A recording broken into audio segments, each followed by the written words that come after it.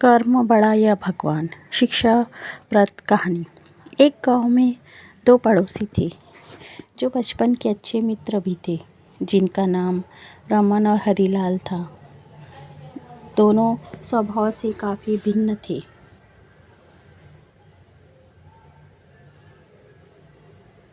रमन बहुत धार्मिक था और भगवान को बहुत मानता था। वहीं हरिलाल कर्म में विश्वास रखने वाला बहुत मेहनती व्यक्ति था। दोनों की आर्थिक स्थिति ज़्यादा अच्छी नहीं थी। दोनों ने मिलकर अपनी परिस्थितियां बदलने के लिए भागीदारी में थोड़ी ज़मीन खरीदी।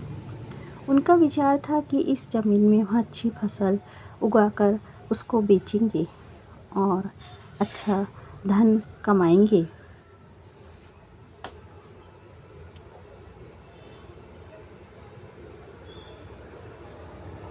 अब समय था फसल पाने के लिए खेत में मेहनत करने की। मेहनती हरिलाल खेत में काफ़ी ईमानदारी से मेहनत करता, लेकिन रमन खेत से दूर ही रहता और मंदिर में जाकर भगवान से अच्छी फसल की उपज मिले इसलिए पूजा प्रार्थना करता। समय बीतता गया और कुछ समय बाद खेत की फसल पककर अच्छे से तैयार हो गई। इस फसल को दोनों ने व्यापारी को बेच दिया, जिसके बदले उन्हें व्यापारी से काफ़ी पैसे मिले। अब बारी थी पैसों के बंटवारों की, तो घर आकर हरिलाल ने रमन से विनती की कि इस धन का ज़्यादा हिस्सा उसे दिया जाए, क्योंकि उसी ने खेत में ज़्यादा मेहनत की है। इस बात से असहमति दर्शाते हुए रमन बोला, नहीं, धन का तुमसे ज़्यादा हिस्सा मुझे मिलना चाहिए, क्योंकि मैंने भगवान से इसकी प्रार्थना की, तभी हमको इतनी अच्छी फसल हुई। मेरी भक्ति और भगवान के बिना ये संभव नहीं होता। दोनों ही अपनी अपनी बात पर अड़े हुए थे।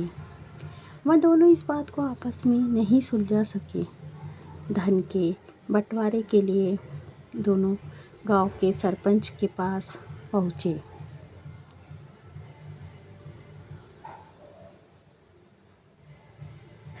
सरपंच ने दोनों की सारी बातें सुनी और उन्हें पता चला कि असली हकदार हरिलाल है। फिर भी रमन की गलतफहमी दूर करने के लिए सरपंच ने दोनों को एक एक बोरा चावल का दिया, जिसमें काफ़ी ज़्यादा कंकड़ मिले हुए थे। सरपंच ने दोनों से कहा कि कल सवेरे 7 बजे तक तुम दोनों को इसमें से चावल और कंकड़ अलग करके लाने हैं। कल तुम दोनों की चावल देखकर ही मैं फैसला करूँगा कि इस धन का बड़ा हिस्सा किसको मिलना चाहिए। रमन और हरिलाल चावल की बोरी लेकर अपने घर चले गए।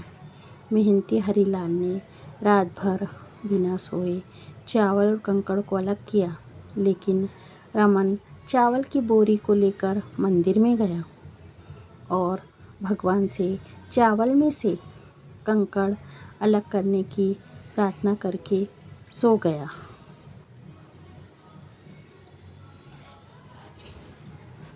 अगले दिन सुबह हरिलाल जितने चावल और कंकड़ अलग कर सका उसको लेकर जाकर सरपंच के पास गया, जिसे देखकर सरपंच खुश हुआ। रमन वैसी की वैसी बोरी को ले जाकर सरपंच के पास पहुंच गया। सरपंच ने रमन से कहा कि दिखाओ तुमने कितने चावल साफ किए हैं। रमन ने कहा कि मुझे अपने भगवान पर पूरा भरोसा है कि उन्होंने सारे चावल साफ कर दिए होंगे।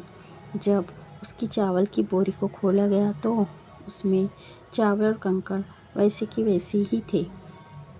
सरपंच ने रमन को समझाया कि भगवान भी तभी सहायता करते हैं जब तुम मेहनत करते हो। सरपंच ने धन का ज़्यादा हिस्सा हरिलाल को दिया। इस घटना के बाद रमन को अपनी गलती का एहसास हुआ, तो वो भी हरिलाल की तरह खेत में मेहनत करने लगा और अब की बार उनकी फसल पहले से भी अच्छी हुई।